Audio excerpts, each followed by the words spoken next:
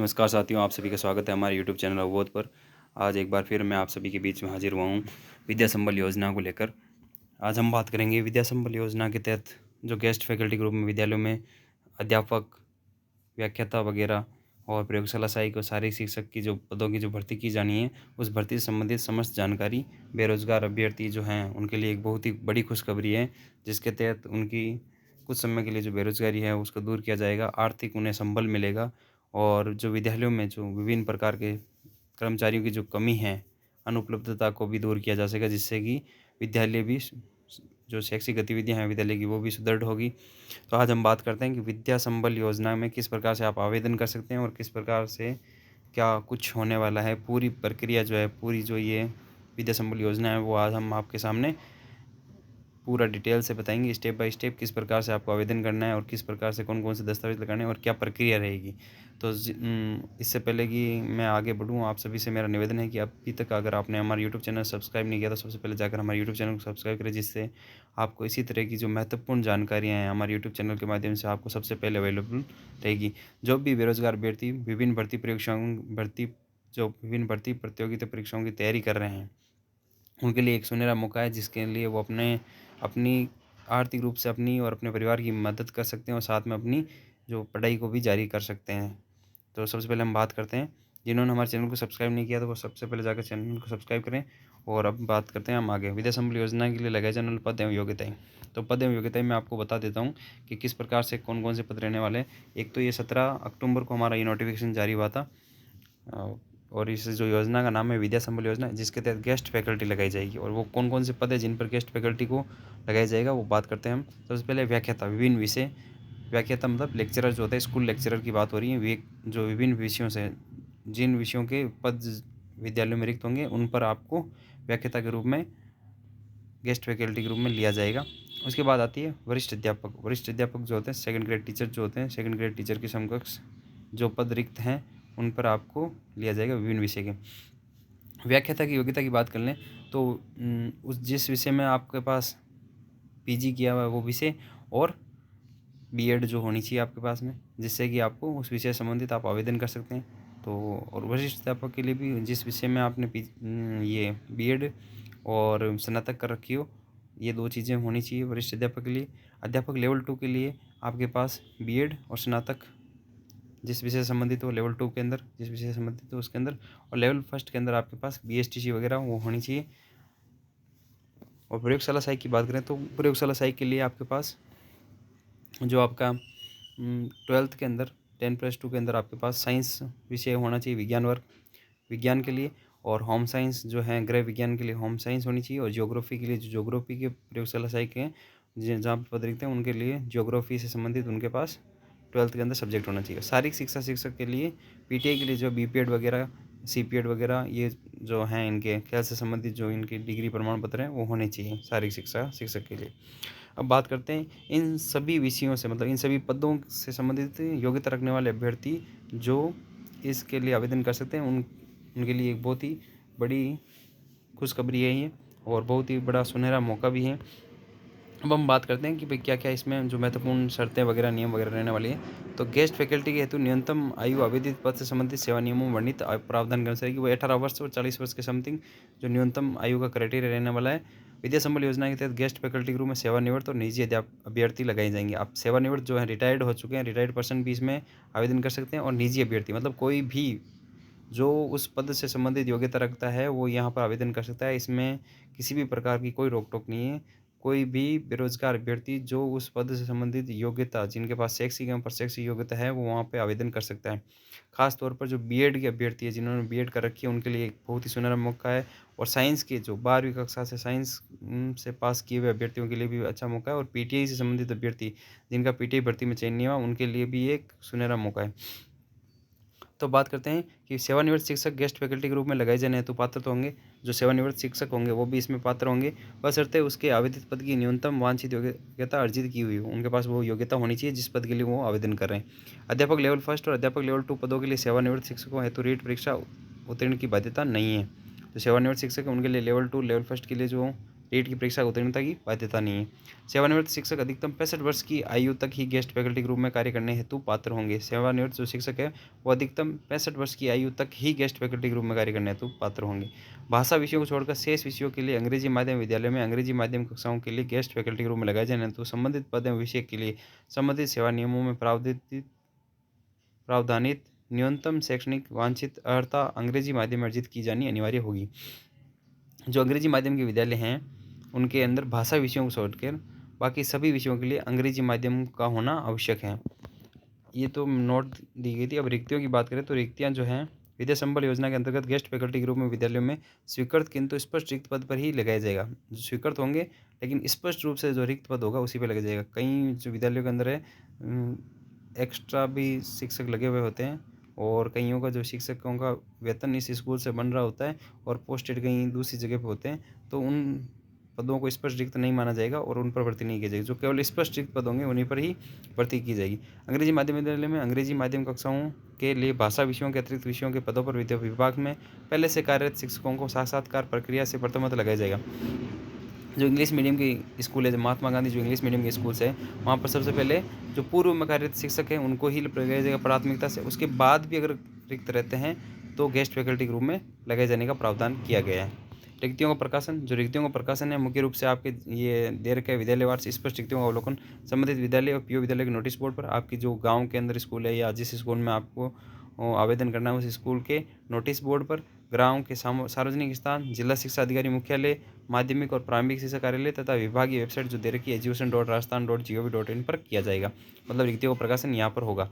आवेदन की प्रक्रिया क्या है? तो आवेदन की प्रक्रिया है कि किसी भी पद हेतु 65 वर्ष की आयु के सेवानिवृत्त शिक्षक या निजी अभ्यर्थी, 65 वर्ष की आयु के चाहे सेवानिवृत्त शिक्षक हो या निजी अभ्यर्थी जो उस पद की पात्रता रखते हो निर्धारित प्रारूप में पूर्ण भरा हुआ आवेदन पत्र समस्त आवश्यक दस्तावेज संलग्न कर विभाग द्वारा निर्धारित की गई समय सारणी के अनुसार अंतिम तिथि तक विद्यालय समय में संबंधित विद्यालय के प्राचार्य पीओ को स्वयं व्यक्तिगत रूप से उपस्थित होकर विद्यालय में प्रस्तुत करेंगे।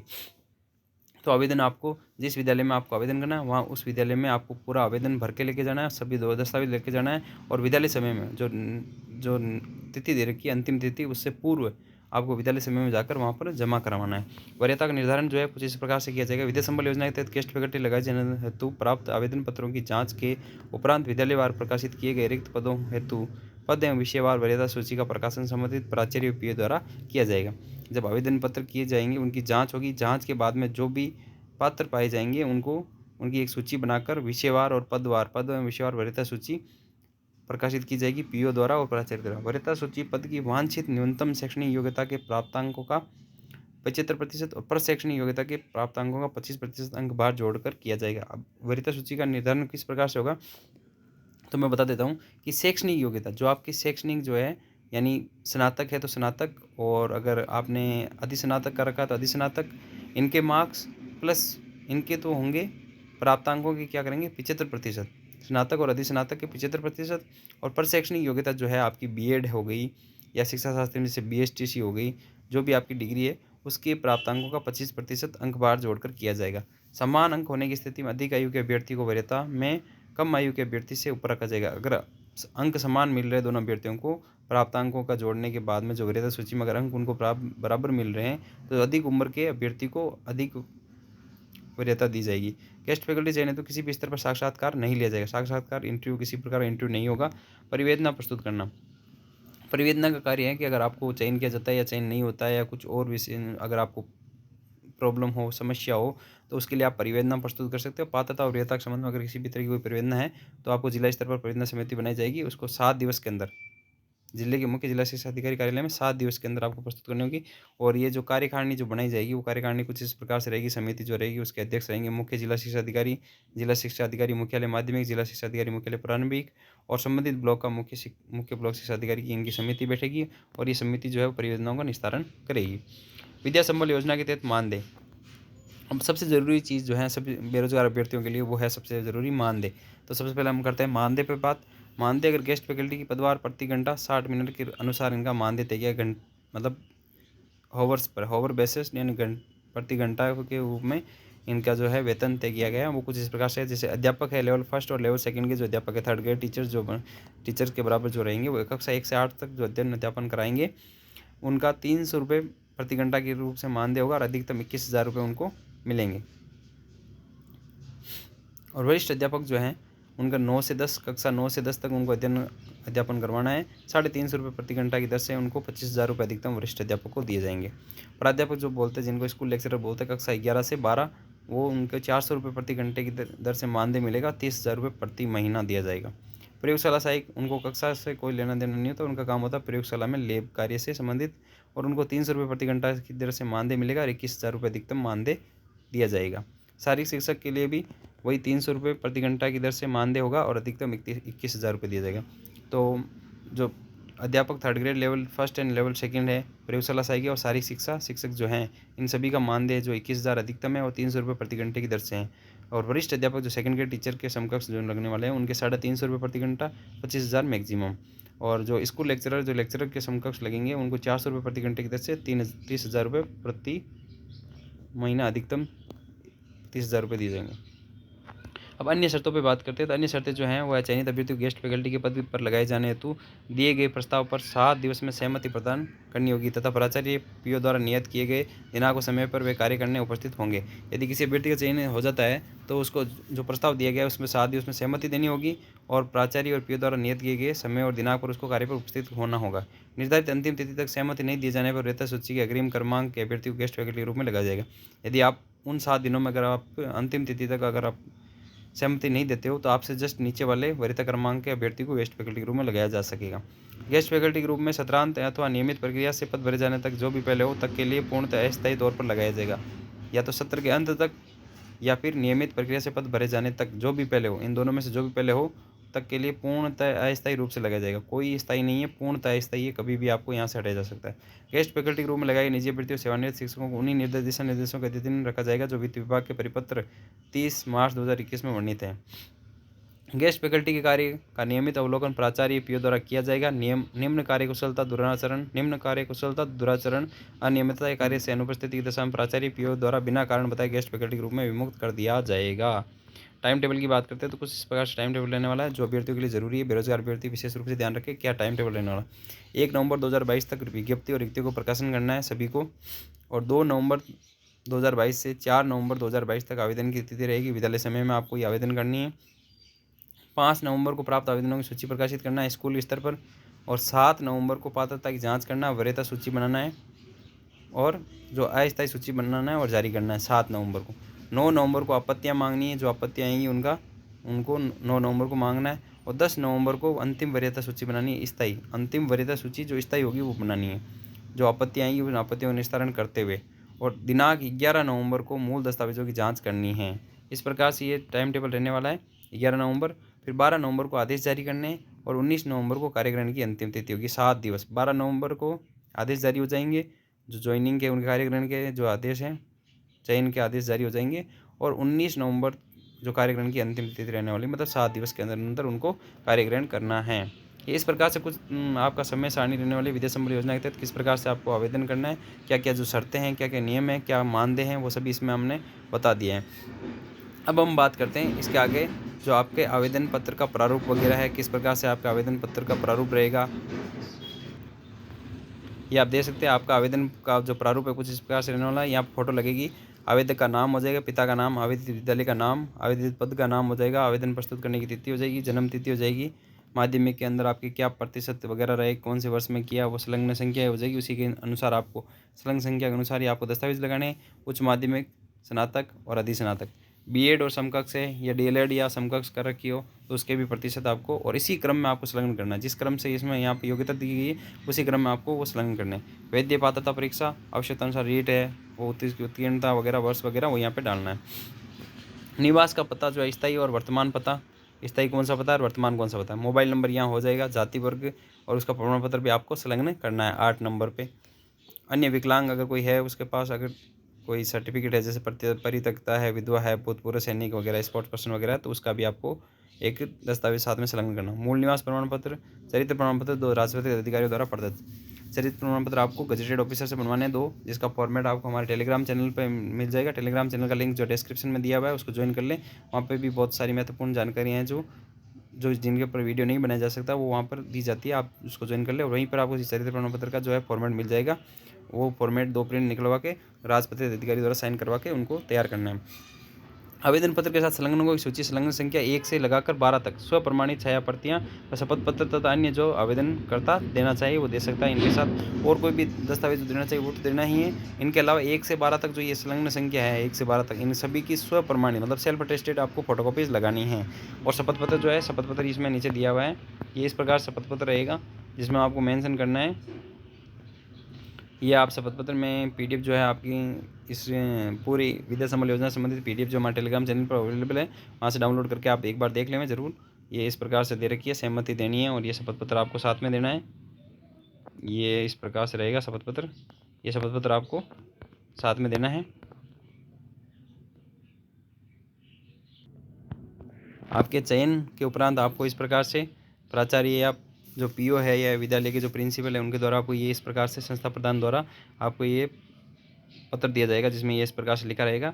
ये आपका ज्वाइनिंग ऑर्डर समझ सकते हैं आप, इसमें आपकी सारी जानकारी जो है वो रहेगी कि कितने रुपए मानदेय से और कौन से पद पर इनको लगाया जा रहा है। ये इस प्रकार से सहमति पत्र देंगे आपको जिससे कि आपको ज्वाइन किया जा सकेगा। ये आपको आपके पास ही रखना है और इस प्रकार से इस पत्र के द्वारा आपकी ज्वाइनिंग की जाएगी। तो ये थी विद्या संबल योजना जिसके बारे में मैंने समस्त जानकारी आपको वीडियो के माध्यम से दे दी है। इसके अलावा अगर आपकी कोई क्यूरीज रहती है तो आप कमेंट के माध्यम से बता सकते हैं। और ये आप बेरोज़गारों के लिए एक महत्वपूर्ण जो है भर्ती है। सरकारी सेवा में जो है परमानेंट चयन से पूर्व अगर आप आर्थिक रूप से सुदृढ़ होना चाहते हैं और परिवार की सहायता करना चाहते हैं और अपनी जो अध्ययन है उसको निरंतर जारी रखना चाहते हैं तो ये आपके लिए उचित और मेरे कहने से मतलब सबसे बेस्ट जो है मौका और अपॉर्चुनिटी है। जिनके पास बीएड वगैरह है या जिन्होंने पीजी वगैरह कर रखी है और जिनके पास बीएसटीसी वगैरह है या जिनका पूर्व मेरिट में चयन नहीं हो गया या वर्तमान मेरिट की तैयारी कर रहे हैं, सेकंड ग्रेड की तैयारी कर रहे हैं, फर्स्ट ग्रेड की तैयारी कर रहे हैं, तो जब वो अपने विषय का अध्यापन करवाएंगे तो उस विषय में भी पारंगतता आएगी और वो विद्यालय के परिवेश से जुड़ जाएंगे जिससे उन्हें मोटिवेशन भी मिलता रहेगा। और मेरी नज़र में ये सबसे महत्वपूर्ण और अच्छी आपके लिए भर्ती के रूप में है जो गेस्ट फैकल्टी के रूप में है। तो मेरा सभी से निवेदन रहेगा जो भी इसका इच्छुक हैं वो एक बार ज़रूर इसमें अप्लाई करें। और इसके अलावा भी जिन अभ्यर्थियों को इसमें इंटरेस्टेड है और उनके कोई डाउट्स है तो वो कमेंट के माध्यम से मुझे ज़रूर बताएं जिससे मैं उनका समाधान कर सकूं। और हमारे यूट्यूब चैनल को सब्सक्राइब कर लीजिए, टेलीग्राम चैनल का लिंक दे रखा है वीडियो डिस्क्रिप्शन में, उसको ज्वाइन कर लीजिए। और इससे संबंधित जो भी आने वाले समय में जितनी भी विज्ञप्तियों से संबंधित जो भी सूचना आएगी वो मैं आपको यूट्यूब में अंदर वीडियो के माध्यम से या टेलीग्राम चैनल के माध्यम से आपको अवेलेबल करा दूँगा। वीडियो देखने के लिए आपका बहुत बहुत धन्यवाद। जय हिंद।